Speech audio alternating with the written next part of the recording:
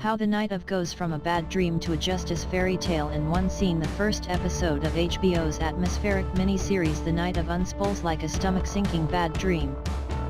We're introduced to our protagonist, Nasir Khan, and we watch as he slowly makes mistake after all-too-believable mistake on an unfortunate night. At the end of it, he's handily transformed himself into the most cut and dried murder suspect imaginable, and he can't even get away from the scene cleanly. He's caught mere blocks from the crime after making an illegal left turn. It's sickening to watch, and it certainly doesn't inspire any hope that The Night of will be a comfortable series. The first hour suggests this will be a story about a young man falling through the cracks of the justice system. He'll be ground up and spit out and made into a depressing, sadly plausible victim of his own mistakes and the excruciating dispassion of police, lawyers, judges, and the public. And then, right at the end, just as everything looks impossibly sad, John Turturro strides into the series as John Stone, a small-time defense attorney. He's rumpled. He's slumped. At first, NAS only sees the back of him, but somehow just that trench coat-clad silhouette is enough to make NAS spontaneously realize he should ask for a lawyer. His neglect to do so up until this point made me cringe and rage. It's like watching a heroine in a horror movie slowly descend a haunted house's darkened staircase. John Stone glances curiously at NAS and leaves the precinct, busy with other things. He gets only a couple of steps outside of the building before running into a cop, and asks him about who NAS is and what he's supposed to have done.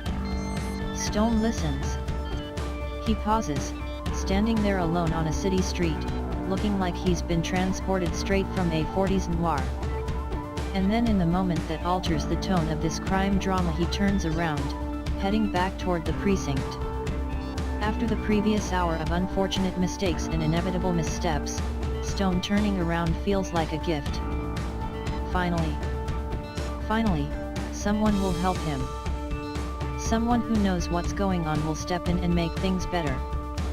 At this moment, The Night of transforms from an unrelenting story of human error and a cruel, implacable justice system into something slightly, vitally, more hopeful. It becomes a justice fairy tale. Part of why the turnaround moment works so well as a fairy tale is that it is so deeply familiar to us. The reluctant hero turning to go into battle taps into our basest narrative lizard brains. This bone-deep recognition is essential. It's the thing that makes us sit up and sigh with relief after more than an hour of sinking further into our sofas. There's a moment almost exactly like this in the pilot for Showtime's lackluster Roadies. The show's passionate, young, feel the music protagonist, who's declared all episode that she's leaving the tour to go to film school, reconsiders, turns around, and begins sprinting back toward the arena at full throttle.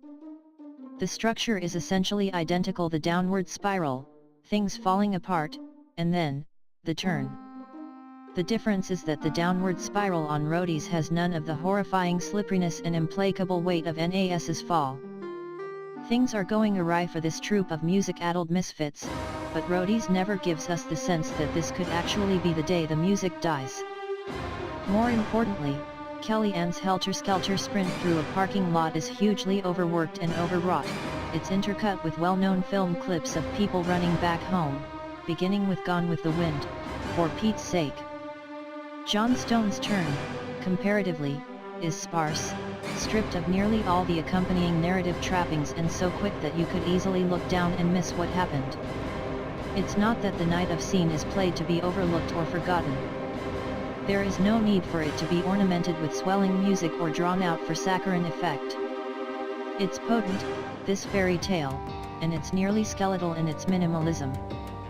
You notice it because it feels monumental.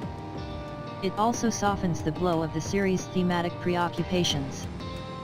Like a lot of crime-centric TV in the past several years, The Night of is about the crushing unfairness of being accused of a crime, and about the way massive institutions, especially prisons, dehumanize those who fall into their clutches.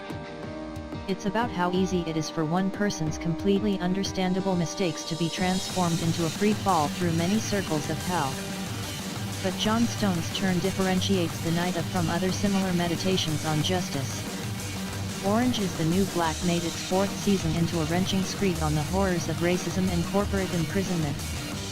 The podcast serial uses its first season to explore the slipperiness of truth and fact, and ends without any answers. At least in its first episode, The Night of feels like it's going to be in a similar vein. And then it punts. That's not to suggest that The Night of is worse, or better, than a show that leaves us mired in despair at the hopelessness of the justice system. But its turn toward satisfaction at the end, its introduction of Stone as the fairy god lawyer, is a strange, unavoidably double-edged blade. On the one hand, yes, it undercuts a deeper message about flaws in the way we investigate and prosecute crime. Depending in part on how the series develops, the presence of one good man who can somewhat mitigate the system's unfairness weakens its depiction of the troubling, fundamental problems with that system. But it is also, unquestionably, the thing that makes this first episode work. It is a truth of television, even TV made and distributed in brave new streaming paradigms, that a good first episode simultaneously creates a craving and offers a hint of satisfaction. This is what will make you want to watch the next one. It will springboard you forward. This is the human reality on which procedural narratives were born. Way back in the 19th century, we like it when the problems are solved. We are soothed by stories that work out. We like stories about crimes that get resolutions because they allow us to vicariously experience social disorder and a comforting return to status quo. Even if later in the series, The Night of becomes more desperate, Jon Stone turning around and marching back into battle is the crucial, essential scene in the show's first episode. At a time when there is all too little real-world assurance that things will work out, and that the justice system is fair, and that good wins, the fairy tale at the end is what makes this first installment of The Night of watchable. It is a testament to Turturro's performance that Jon Stone feels like a deep, cleansing breath. It is a testament to the state of the rest of the world right now that, at least for a little while on TV, I'm happy to believe in the fairy tale.